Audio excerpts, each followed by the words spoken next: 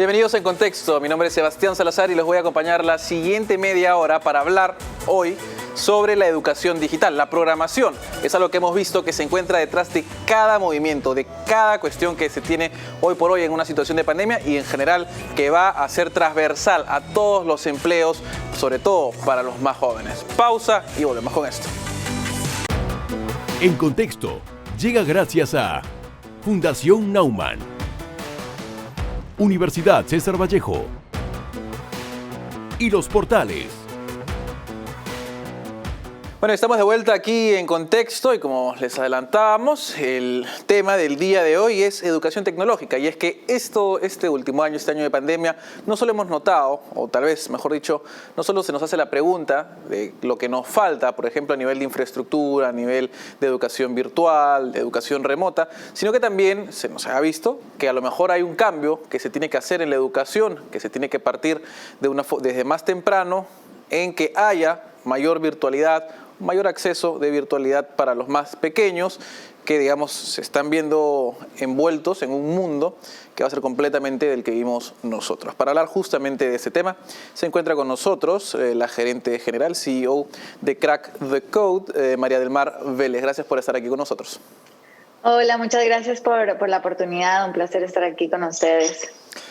Empecemos con la pregunta de cajón, más o menos, y es ¿cómo se encuentra actualmente la educación primaria y cómo ha cambiado, digamos, respecto de la educación en tecnología?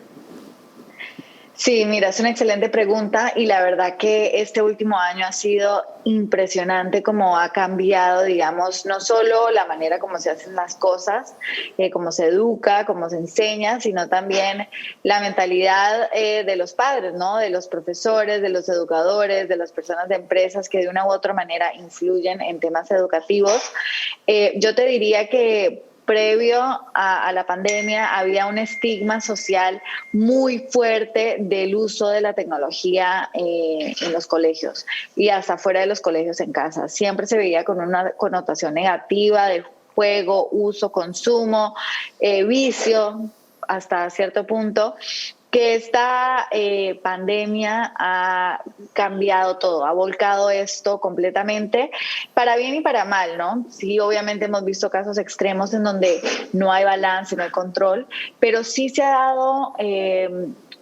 sí se ha demostrado que sí se puede llevar una educación virtual y puede que después de esta pandemia no sea como ahora, probablemente no lo va a hacer, pero sí hasta cierto punto ahora los educadores, profesores, colegios, padres van a utilizar herramientas que han mejorado esta experiencia educativa que han recibido los papás, por ejemplo, incluyendo la gamificación, herramientas de juego que hacen que los niños se involucren más y aprendan mejor, que estén más comprometidos, enganchándose, jugando, sintiéndose que están jugando cuando en realidad están aprendiendo. Entonces, creo que ha tenido muchos beneficios, ha derribado bastantes estigmas, pero también yo creo que hay mucho por continuar trabajando para demostrarle cuál es la diferencia entre el uso productivo, activo de la tecnología por parte de niños y también el uso pasivo que no es tan productivo y positivo, ¿no? Ahora, desde tu experiencia, porque siento que a veces tal vez, y creo que me pasa hasta a mí, que a veces los que son mayores respecto a los niños no entienden exactamente cómo es que están aprendiendo, porque para los niños la cuestión lúdica es una experiencia de aprendizaje en general, ¿cierto? ¿Cómo lo reciben los niños respecto a los padres? Porque a veces eso es un poco distinto. Sí, ese es un gran punto y de hecho pasa no solo en la experiencia educativa de los niños, sino también con todo lo que ha tenido que ver alrededor de la tecnología. Te doy un ejemplo, pre-pandemia habían colegios que no tenían un salón de cómputo, que solo tenían una tablet por aula para compartir con 20 niños y se sentían muy orgullosos de eso. Nosotros somos todo experiencias, no inculcamos la tecnología, eso no es necesario, eso los niños lo van a aprender por sí solos. Claro, llegó la pandemia y se dieron cuenta, mis estudiantes de 13 años no saben cómo usar el mouse bien, no saben cómo buscar en línea, se dieron cuenta que ya son habilidades imprescindibles, si no estos niños van a estar atrasados, o sea, sin lugar a dudas. Entonces, Ese yo te diría que es el primer estigma. Y el segundo también, que nuestro día a día en Crack the Code lo vivimos, es que, claro, nosotros estamos convencidos de que un niño que está enganchado, disfrutando lo que está aprendiendo, va a aprender mucho más y va a querer continuar con ese aprendizaje por mucho más tiempo que si es algo súper cuadriculado, tal cual educación antigua, ¿no? Entonces, nosotros utilizamos muchas plataformas lúdicas, divertidas, de creación, de diseño, con animaciones, puntajes, la gamificación, van ganando monedas, etcétera, que algunas veces los papás no lo entienden por completo, ¿no? Y de hecho le preguntan al estudiante, ¿qué has hecho en tu clase? Y los niños dicen, he jugado. Y claro, no, el niño siente que ha jugado, pero en realidad está aprendiendo muchas otras cosas, ¿no? Entonces, yo creo que el hecho que ahora están aprendiendo desde casa, que hay esta transparencia, que los papás escuchan que están aprendiendo los niños, es súper potente, porque así están mucho más de cerca a lo que están aprendiendo los niños. De hecho, yo siento que es una de las mejores cosas que ha pasado en la pandemia con los colegios. Antes, pre-pandemia, los colegios tenían todo el poder de decidir qué es lo que se enseña. Los papás muy rara vez exigían saber cómo estaban cambiando el currículo, cómo lo estaban mejorando, qué se enseña, qué no. Ahora los papás, yo me acuerdo amigos me decían, mi hijo no sabe escribir bien, entonces van y exigen. Es el colmo que mi hijo no sepa escribir bien, tiene, no sé, 8 años. Y así con todas las otras materias. Entonces se están exigiendo una calidad educativa mejor. Pero claro que tenemos que continuar enseñándole a los papás que todas estas herramientas lúdicas y divertidas también son para enganchar al estudiante, que disfrute y que aprenda más. Ahora, entiendo yo que lo que ustedes hacen es principalmente enfocado, digamos, a la programación. ¿De qué manera un niño aprende a programar? ¿Cómo se hace? Porque, digamos, uno piensa en redacción, ¿no? Si no sabes redactar, ¿cómo programas? ¿Y de qué manera esto que están aprendiendo funciona para el futuro? Porque creo, parte de la idea y lo que nos ha mostrado la pandemia es que el futuro probablemente sea bastante más tecnológico, con una buena cantidad de herramientas tecnológicas, algunas de las cuales ni siquiera hoy se han creado aún, ¿no? Exactamente. De hecho, mira, nosotros enseñamos programación, que es obviamente la construcción de este código con el cual está construido toda la tecnología, las computadoras, los televisores, los celulares, los carros, ahora máquinas en los hospitales. Literalmente hoy todo lo digital por detrás tiene código. Nosotros lo que le enseñamos a los niños es cómo se escribe, cómo se desarrolla ese código, cómo se piensa de esa manera, y es muy diferente a la que yo, que estudié economía y que no me enseñaron eso en el colegio, pienso. Son habilidades transversales. Nosotros no esperamos que un niño salga del colegio y que sabiendo programar y diga, yo quiero ser un ingeniero de software. No necesariamente. Queremos que utilice estas herramientas y se proyecte a un prospecto de vida futura mucho mejor. Por ejemplo, tenemos una estudiante que empezó a los 10 años con nosotros, y nada, nunca había programado. Los papás se lo inculcaron, se lo motivaron, digamos, en su día a día, y el otro día hablé con ella y me dijo, quiero estudiar neurociencia en Harvard, y tiene 13 años. Entonces digo, wow, mucho más que ella ya sabe programar y que sabe que la programación se utiliza para la neurociencia, es que ella tenga esa proyección de vida, que no se limite a pensar que ella va a estudiar algo sencillo, que no, estas herramientas le han permitido saber todo lo que se puede lograr con la programación y proyectarse a esos niveles tan increíbles. Entonces, es que se den cuenta que la tecnología, lo vivimos nosotros, toca todos los ámbitos, todas las industrias, y que de aquí un niño de 8 años, que en 7, 8 años, 9 años se gradúe del colegio, imagínate la transformación, estas 8 años de continuidad de esa transformación digital, solo se va a poner peor. Ya va a ser un obvio, un imperativo que los niños que van a la universidad sepan programar. Entonces, ¿por qué no empezar desde ahora, cuando los niños aprenden más rápido, cuando son chicos, son esponjas, y haciéndolo de una manera divertida y lúdica para que así ellos lo quieran continuar haciendo? Así ahora, que más o menos ese es nuestro objetivo. Ahora, y digamos, más allá del objetivo de ustedes, ¿hay en la región o políticas públicas dentro del país que traten de priorizar esto, que traten de hacer Porque entiendo la programación, en mi experiencia es como decías, transversal. O sea, no importa si eres médico, si eres economista, si eres ingeniero, da igual, en realidad siempre tienes que programar a cierto nivel, ¿no? Entonces, ¿de qué manera, digamos, se está priorizando esto en los distintos países de la región? Y particularmente, ¿sabes si es que hay políticas públicas que estén en el Perú impulsando esto? Sí, mira, sí hay bastantes iniciativas, sí se quiere hacer, desafortunadamente por la diferencia de accesos a conectividad, de equipos, no se puede exigir, ¿no? Como que todas las regiones, ciudades en el Perú tienen diferentes herramientas, entonces, claro, no se puede exigir lo mismo de todas. Entonces, nosotros lo que hemos visto es que sí se hacen bastantes iniciativas, pero que claro, se debe exigir más de los colegios que sí lo pueden empezar a inculcar y a promover dentro de su currículo, ¿no? Siento que exigir eso en los colegios que sí lo pueden hacer va a ser súper potente, y ya mientras vamos evolucionando y incrementando esta conectividad y estos accesos, ya se puede hacer algo más universal en todo el país, pero sí se está avanzando en esto. Y yo te diría regionalmente, en un punto de vista más de políticas públicas, yo diría que los gobiernos de Chile y Argentina están bastante avanzados en el tema. En Chile ya sí se ha empezado a inculcar esto nacionalmente, con modalidades desenchufadas, o sea, no necesariamente con tecnología, pero desarrollando este pensamiento sin tecnología, sin internet, que hay muchos ejercicios muy buenos, y lo están empezando a incluir dentro de la currícula. Y en Argentina, de hecho, también desarrollaron una currícula y un software, una plataforma de código para niños 100% argentina, que ya también se está empezando a desarrollar y a utilizar en el día a día. Yo creería que son dos países que están bastante avanzados en esto, obviamente Brasil también, pero es gigantesco y claro, es más difícil avanzar de manera agresiva, ¿no?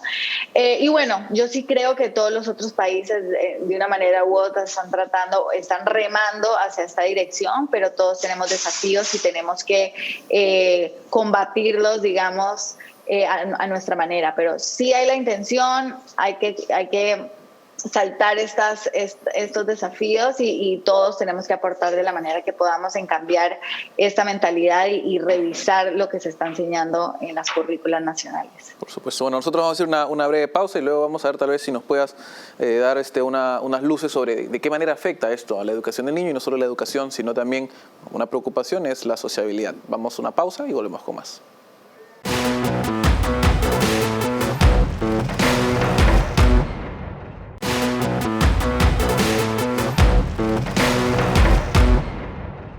Estamos de vuelta aquí en Contexto. Vamos a seguir hablando, digamos, de las iniciativas y lo que se puede hacer para, de alguna manera, ayudar a los escolares en este mundo tan cambiante.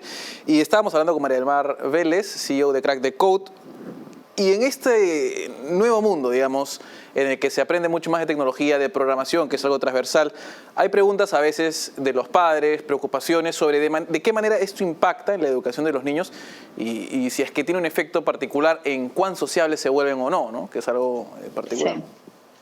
Mira, claramente sí hay un problema, que están pasando mucho tiempo en pantalla, y probablemente esto, cuando ya se empiece a normalizar de una manera u otra la vida, esto se va a llegar a un balance más adecuado. Pero nosotros sí hablamos mucho con papás acerca de la diferenciación entre tiempo activo en pantalla y tiempo pasivo en pantalla. Es muy importante que los papás entiendan la diferencia de ambos. Por ejemplo, yo te pregunto, si por ejemplo tu hijo quiere pintar,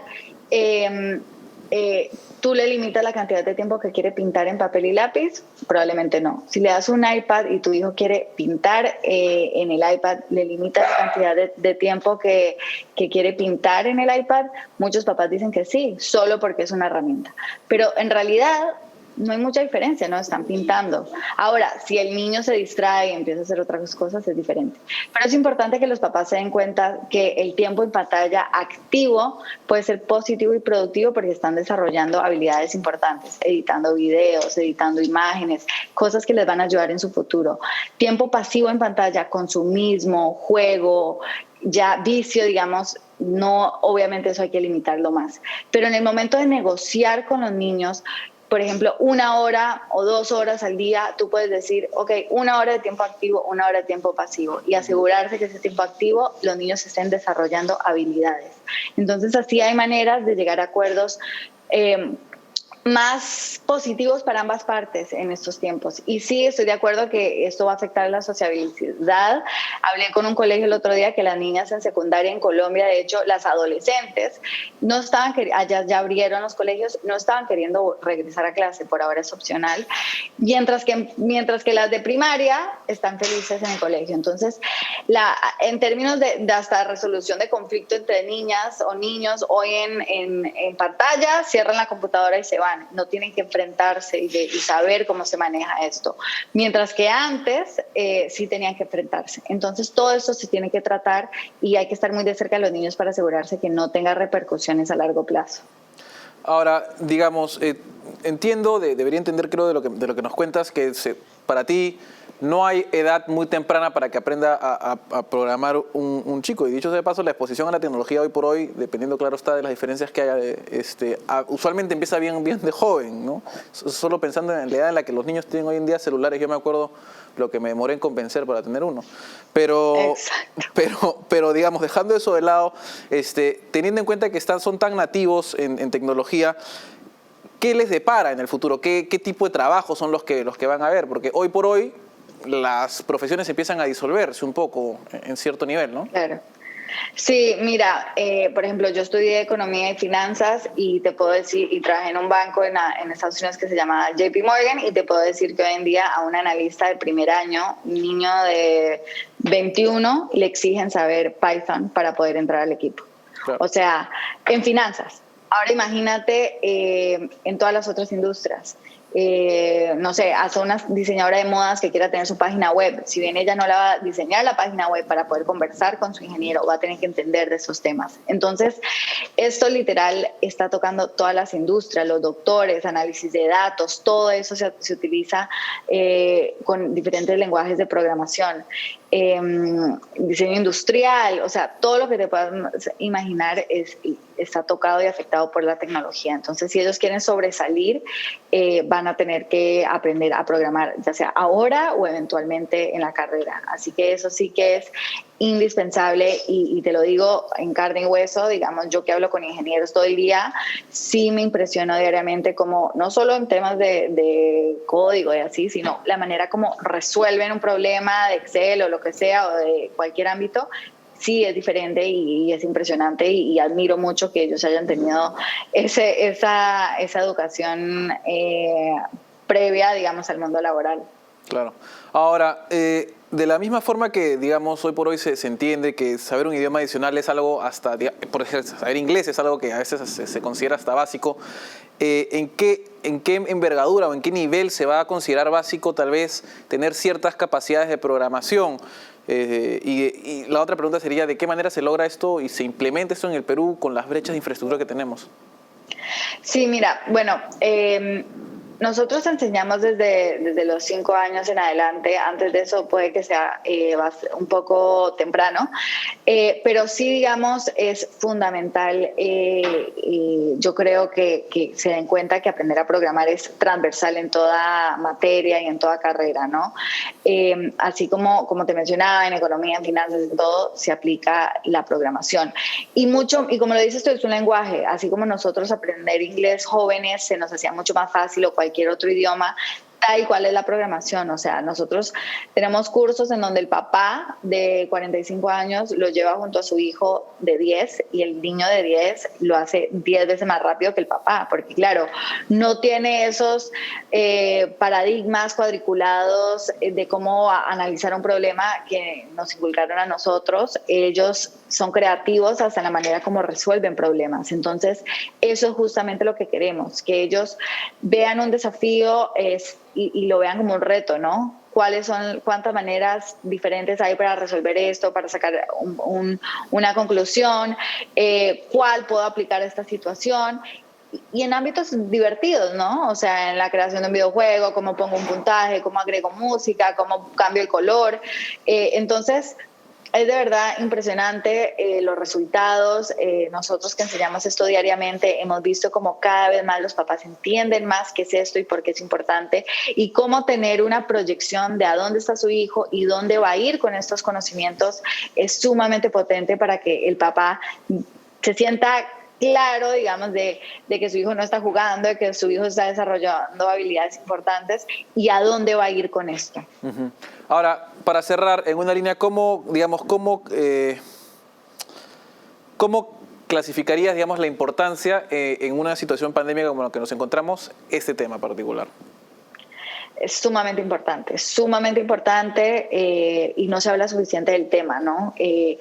Mira, justo el otro día me dieron esta analogía que me pareció alucinante. Cuando un niño está empezando a crecer y a tener libertades, no sé, ir a jugar donde el vecino, cruzar la calle solo, el papá y la mamá siempre se sientan con el niño y tienen una conversación, no hables con extraños, ten cuidado, mira para los dos lados antes de cruzar.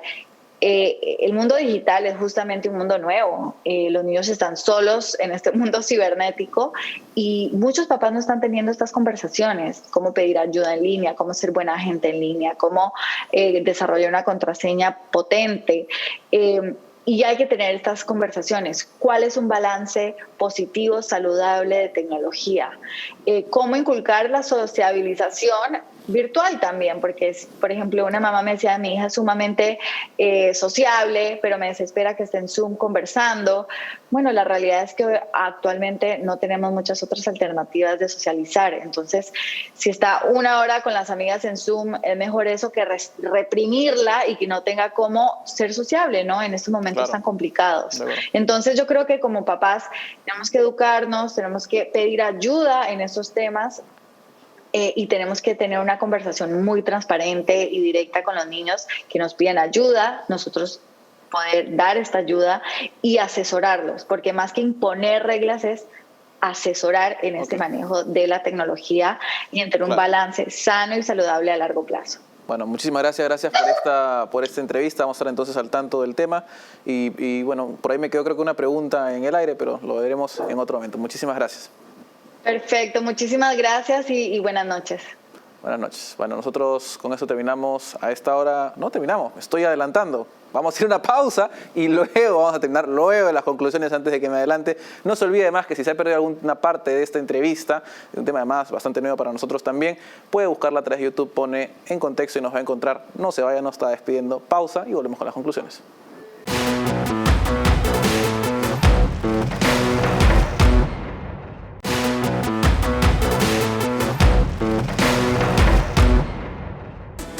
Bueno, ahora sí, estamos de vuelta con las conclusiones sobre el tema de educación tecnológica. Como han visto, en efecto, la programación, cualquier tipo de inmersión tecnológica bien utilizada, activa y de aprendizaje va a ser algo transversal a todas las profesiones y además es algo en lo que no se está prestando suficiente atención. No hay suficiente inversión. Hemos visto que hay algunos países en la región que están avanzando, pero como se ha visto, el Perú, y además se ha visto en la pandemia, ha quedado bastante rezagado en este tema, tanto así que no pareciera que hubiera un plan para desarrollar esto, sobre todo en la temprana edad, cuando los cerebros son más plásticos. Con eso terminamos a esta hora En Contexto. No se olvide, hablando de tecnología, de buscarnos en Contexto en YouTube. Solo tiene que poner En Contexto, nos va a encontrar este y todos los programas. Nos vemos otro día.